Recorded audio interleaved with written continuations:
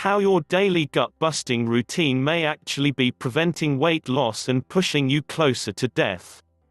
In Western cultures like ours, countries like the US, UK, Australia, Canada and other European nations, what's the first thing that anybody thinks of or tells you whenever the idea of weight loss is brought up? You've got to hit the treadmill, exercise bike or the streets and burn those calories. On the surface of it, this makes sense, right? After all, you're doing a lot of work and you're sweating and breathing heavy. Surely running a few miles every day must be dissolving those unsightly lbs like crazy, right? Would you be surprised to hear that this is actually wrong? No, I'm not crazy, let me lay it out for you. Yes, cardio does burn calories, it's true. And yes, some cardio is good for you. Light cardio promotes a healthy heart and increases your endurance. On the other hand, though, heavy cardio actually begins to have the opposite effects. Before I get into why, let me give you a simple but common sense example. Imagine prehistoric man. These men and women are running around the Paleolithic world chasing down antelope, red deer, aurochs, bison and the occasional woolly mammoth. Most of their diet comes from animal protein and what edible plants they can scrounge. Well, if cardio was so great for losing weight, these people would simply starve to death while running down their food.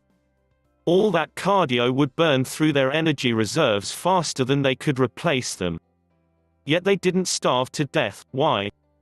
For one thing, a lot of heavy cardio is hard on your knees and feet. Second, it's also hard on the heart.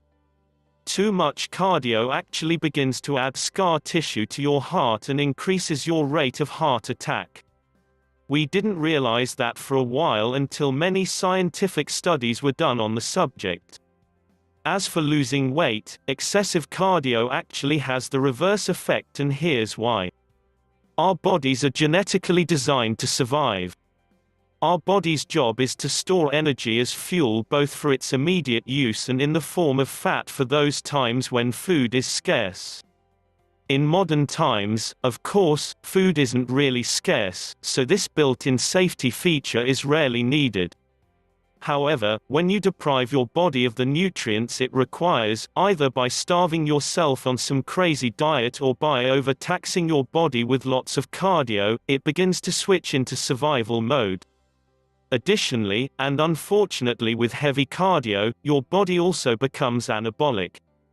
This means that it begins to burn the most effective source of energy first, and that's not fat, it's your muscle. Take a good look at some of these chronic long-distance runners who compete. Many of them are kind of stringy looking and have to pack in the carbs just to maintain their muscle mass. You want your body to burn fat, not muscle, obviously. It's not really about calories, as many diets and so-called fitness gurus try to make you believe. Calories are only a means of measuring food energy. Yes, if you want to lose weight, you must take in less calories than you consume, yet there's so much more to it than that. The biggest secret to weight loss isn't running 10 miles every day, starving yourself or even avoiding some of your favorite carbs, believe it or not. In fact, if you're going to lose weight properly, it's actually important that you do eat some of your favorite foods. I know that sounds crazy, too. But it's absolutely true, and I can prove it to you. If you know how to use your body's natural processes to your advantage. It's entirely possible to lose 10, 20 or even 30 plus pounds in a single month without starvation diets, gut-wrenching cardio, ridiculous workouts and eating anything gross. It's true, and I can show you the science to prove it.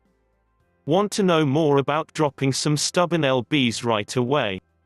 Then click the link below and I'll show you the science backed by independent clinical studies to prove it.